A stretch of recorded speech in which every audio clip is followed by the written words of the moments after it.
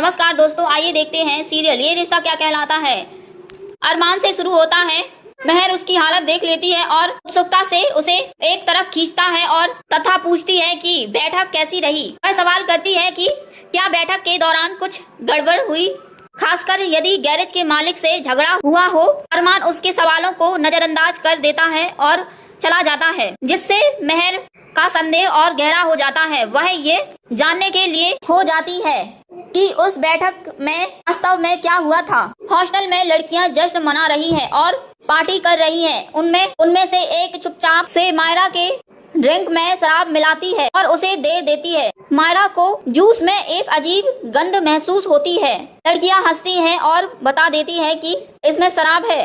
मायरा हैरान और क्रोधित होकर गुस्से से कहती है कि हॉस्टल में शराब की अनुमति नहीं है। वह उन्हें याद दिलाती है कि नाबालिगों द्वारा शराब पीना एक अपराध है और जबरदस्ती उस शराब को छीन लेती है और लड़कियां उसका मजाक उड़ाती हैं और उसे कूल नहीं कहती। लेकिन मायरा अपनी बात पर अड़ी रहती है और कहती है कि वे उसे अवैध गतिविधियों में कोई रुचि नहीं है और वह कमरे से बाहर चली जाती है। तभी वार्डन ने दरवाजा खटखटाया और मायरा डर गई।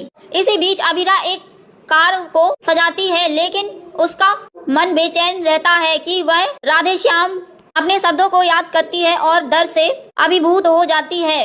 अभिरा को एहसास हुआ कि मायरा पहले से ही भावनात्मक रूप से नाजुक है। उसे चिंता है कि मायरा और मुक्ति एक ही स्कूल में है और मायरा की असली पहचान को हमेशा के लिए छुपा कर रखना असंभव होगा।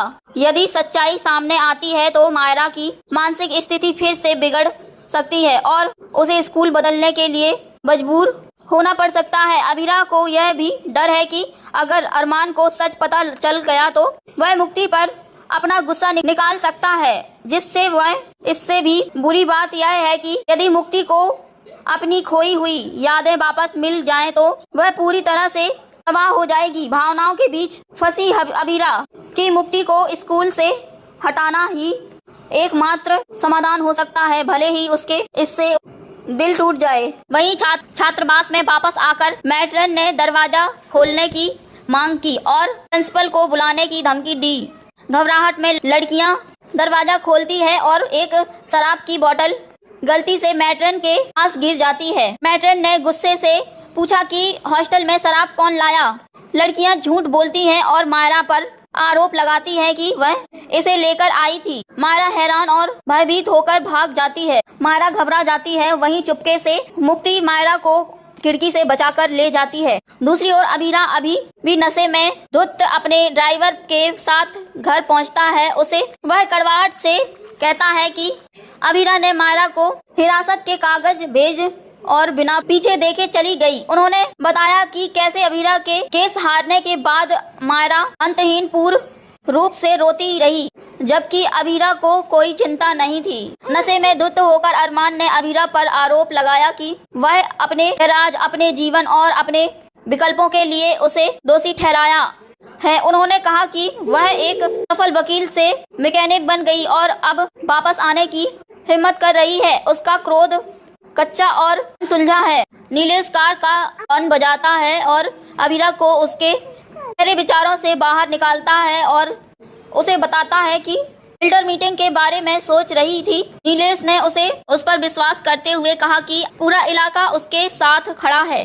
जब नीलेश कार को सजाने में मदद करने की पेशकश करता है तो अभिरा ने यह कहते हुए मना कर दिया कि उसने सब कुछ अकेले ही करना सीख लिया था और वह अपनी ताकत नहीं खोना चाहती। दूसरी ओर मैट्रन देर रात मुक्ति के कमरे में प्रवेश करती है और पूछती है कि मायरा कहाँ है। मुक्ति शांतिपूर्वक कहती है कि मायरा यहीं सो रही है काफी टाइम से। लड़कियों ने मुक्ति पर मायरा की सुरक्षा के लिए झूठ बोलने का आरोप लगाया और दावा किया कि मायरा उसके साथ पार्टी कर रही थी। मुक्ति ने मायरा का दृढ़तापूर्वक बचाव करते हुए कहा कि वे नहीं मिल पाते, इसीलिए उसके झूठ बोलने का कोई कारण नहीं है। मैट्रन को यह बात पक्की है, लेकिन छात्रावास के नियमों का उल्लंघन करने के लिए लड़कियों को सख्ती से डांटती है और जाने से पहले उन्हें गंभीर प्रिंसिपल से कार्रवाई की चुनौती करती है। मायरा बाद में मुक्ति से पूछती है कि उसने उसे क्यों बचाया। फ्लैशबैक में यह खुलासा हुआ कि मुक्ति मायरा को भगाने में मदद की और उसकी चेतावनी छिपा दी थी। निष्कासन से उसका भविष्य बर्बाद हो सकता है। मुक्ति ने स्वीकार किया कि उसने अपनी मां की सलाह को नजरअंदाज कर दिया था कि वे हमेशा सच बोले। वह मायरा को अपना कंबल देने से भी इनकार कर देती है और कहती है कि यह उसकी मां का उपहार है। नीलेश ने अभिरा को बताया कि बिल्डर डील के पीछे 2 कंपनियां हैं, एक मान पोदार की और दूसरी उसके पार्टनर श्याम हरी मित्तल और मेहर मित्तल की। अभिरा सुनकर हैरान हो जाती है। उसे एहसास हुआ कि अरमान ने मेहर के साथ साझेदारी की, जिसका अर्थ है कि वह अभी भी पूरी सच्चाई नहीं जानता। मेहर का सामना मैनेजर से होता है, जो बताता है कि बैठक किसी पुरुष मालिक के साथ नहीं बल्कि एक महिला राज मालकिन के साथ हुई थी। उसके बीच तनाव इतना अधिक था मानो बरसों से दबाए गए क्रोध का विस्फोट हो गया है। जब मेहर महिला से उसका नाम पूछती है तो और अभिरा शर्मा की बात सुनती है तो वह पूरी तरह हिल जाती है। अत्यधिक नशे में धुत अरमान को मैनेजर से एक संदेश प्राप्त होता है, जिसमें आरंभ किए गए गैरेज का स्थान बताया जाता है। वह अभिरा के गैराज में भ्रमित और विवादित होकर आता है तथा जोर देता है कि वह उसे देखना नहीं चाहता।